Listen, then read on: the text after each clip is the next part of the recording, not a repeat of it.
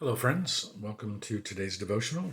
And what you would probably see is a familiar background for me back in the office where I've done all of these, but yesterday's devotion. So today we have Psalm 107. It is a psalm of thanksgiving or a liturgy of thanksgiving. It is 43 verses. Thus, I will allow you a moment to pause the video and go ahead and read the psalm yourself and then come back for the devotion of it, for devotion part of this video. So the reason why this is called a liturgy or a hymn of thanksgiving or a psalm of thanksgiving is fairly obvious if you've read through this. It describes four different situations where the psalmist has found themselves in a distressful situation and has cried out to God for help. The first one dealing with hunger and thirst. The second one dealing with basically being imprisoned. It sounds like it maybe have something to do with the Babylonian captivity. The third one is with those who are shipwrecked or dealing with, I guess, rivers or seas. They're in stormy seas. Actually, that's the fourth one. The one prior to that is dealing with illness, and the illness and the imprisonment are attributed to people's sinful ways. Nevertheless, we know that's not how God works for us today. But one of the things that these all have in common, those are very obviously very different situations. One of the things they have in common, though, is each have them for them a refrain towards the end of each situation that's described that so let them give thanks to the Lord for his steadfast love and for his wonderful works to humankind. And then giving attributes of how God takes care of people. He satisfies the thirsty and fills the hungry. He shatters the doors of bronze.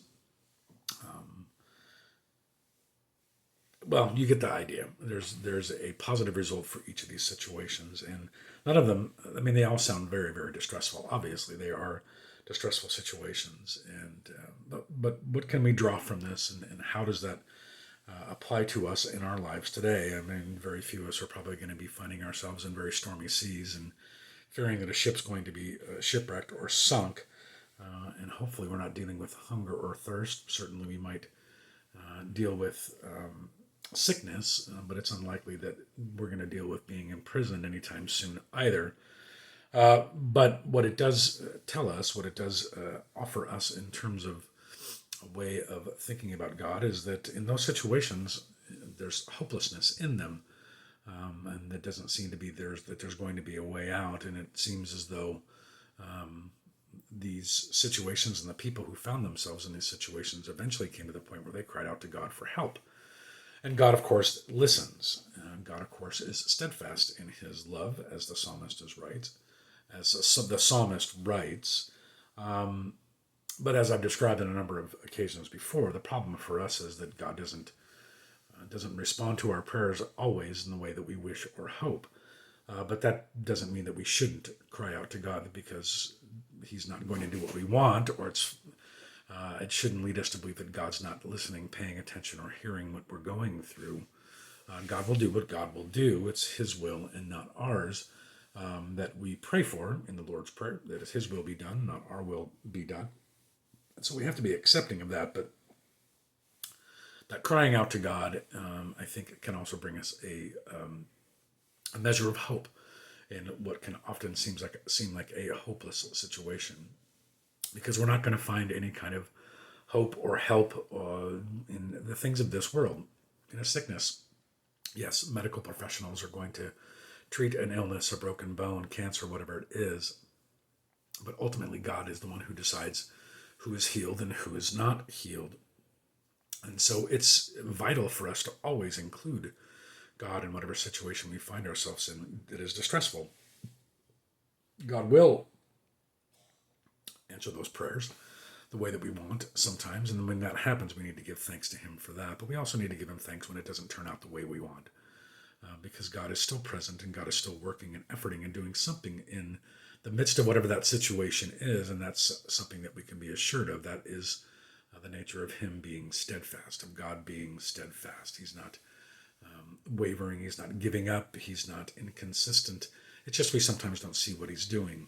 And that's certainly, I think, obvious for us in the midst of a pandemic. It's hard to see what God is doing in this, but you can be assured that he's not ignoring this situation or just letting it pass without being actively involved in the midst of it. Now, I don't believe God caused it, but something that is this